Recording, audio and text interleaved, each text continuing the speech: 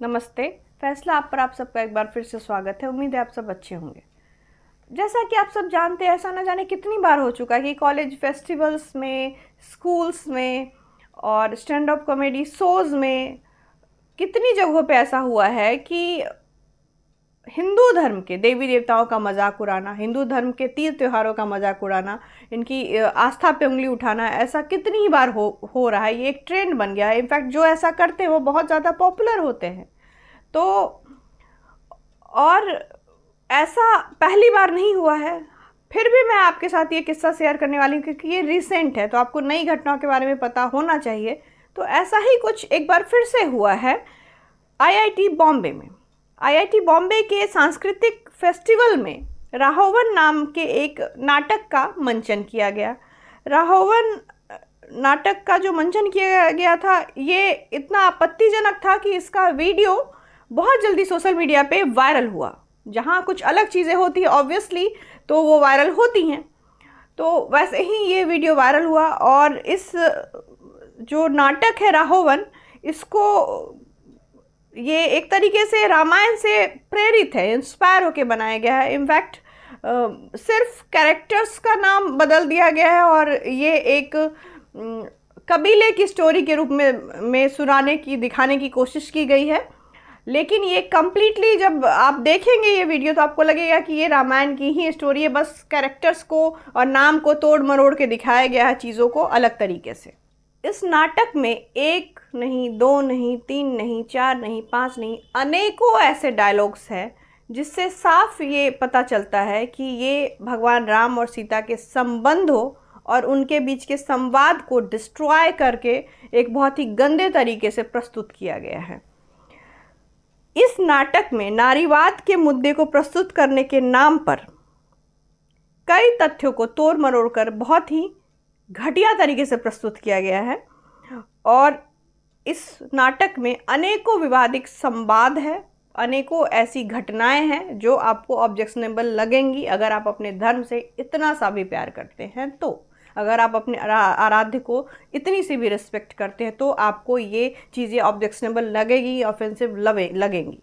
अब एक और जहाँ इस तरह के नाटक को देखकर ठहाके लगाने वाले लोग थे, इस चीज़ को एंजॉय करने वाले लोग थे, वहीं कुछ छात्र ऐसे भी थे जिनको ये चीज़ें अच्छी नहीं लगी और उन्होंने इस पर ऑब्जेक्शन उठाया। उसके बाद ही आईआईटी बॉम्बे ने इस मुद्दे पे एक्शन लिया। आईआईटी बॉम्बे ने 8 छात्रों के ऊपर कार्रवाई की और उनके ऊपर फाइन भी लगाया इस तरह के ऑफेंसिव और विवादित ढंग के नाटक का मंचन करने के लिए।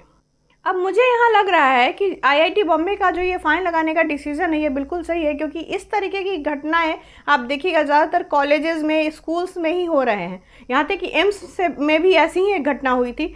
तो इस तरीके का अगर कुछ प्रावधान किया जाता है ना, तो मुझे लगता है कि आगे इन तरीके की घटनाओं की जो फ्रिक्वेंसी है वो कम होगी, इस पर लगाम लगेगी।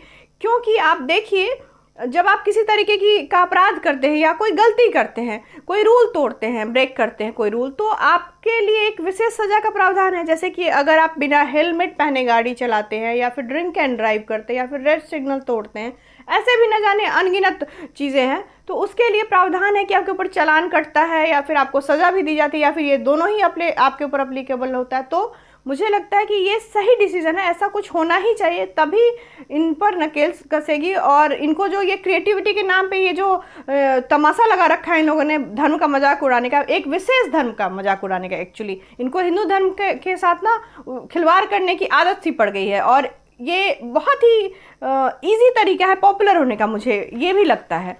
क्योंकि अगर वो सिंपल तरीके से अगर मंचन करते तो शायद वो इतने ज़्यादा पॉपुलर भी नहीं होते। तो आजकल बैड पब्लिसिटी भी बहुत ज़्यादा ट्रेंड में है। आप देखिएगा कि कैसे लोग ट्रेंड में आने के लिए क्या क्या गलतियां करते हैं, क्या क्या कर जाते हैं लोग ताकि उनकी रील वायरल हो या इस तरीके का। और देखिए, रील बैड पब्लिसिटी है बट उनका जो वीडियो है वो वायरल तो हुआ ही, वो नाम तो उनका आ ही गया। और उनको लगा था कि पीछे के केसेस में ऐसा कुछ हुआ नहीं है तो इस बार भी कुछ नहीं होगा, वो बच के निकल जाएंगे।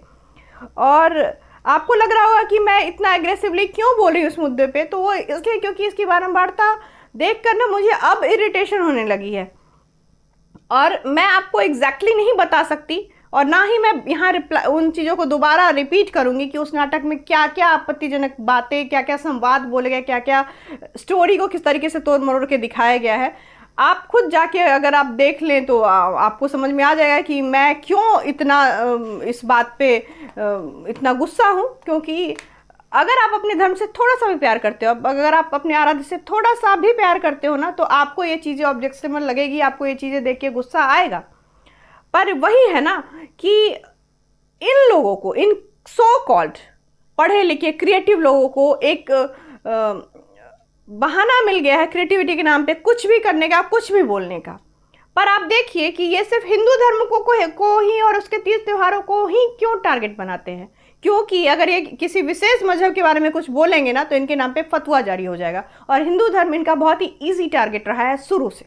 अच्छा, अब एक बात और है कि जो लोग हैं ना, कुछ एक ग्रुप है जो कि ये बोलेगा कि नहीं भाई, क्रिएटिविटी के नाम पे ऐसा कर ही दिया तो क्या हो गया, क्या हो गया, मजाक थोड़ा बहुत चलता है, इतना सा क्रिएटिविटी के नाम पे इतना तो कर ही सकते हैं, कॉलेज फेस्टिवल था, क्या कर दिया, नाम रामायण तो नहीं रखा था ना। पर एक बात बताइए कि आप जो खुद को इतना पढ़े लिखे बोलते हो और हम लोग जब ऐसी चीज़ों पे रिएक्ट करते हैं तो आपको लगता है कि हम ओवर रिएक्ट कर रहे हैं, हम गलत सोच रहे हैं, हमारी सोच गलत है। तो आप एक बात बताइए, जब आप किसी हॉस्पिटल में जाते हैं, जब कोई क्रिटिकल केस होता है, एक डॉक्टर भी यही बोलता है कि आप भगवान पर भरोसा रखिए, हम कोशिश कर रहे हैं।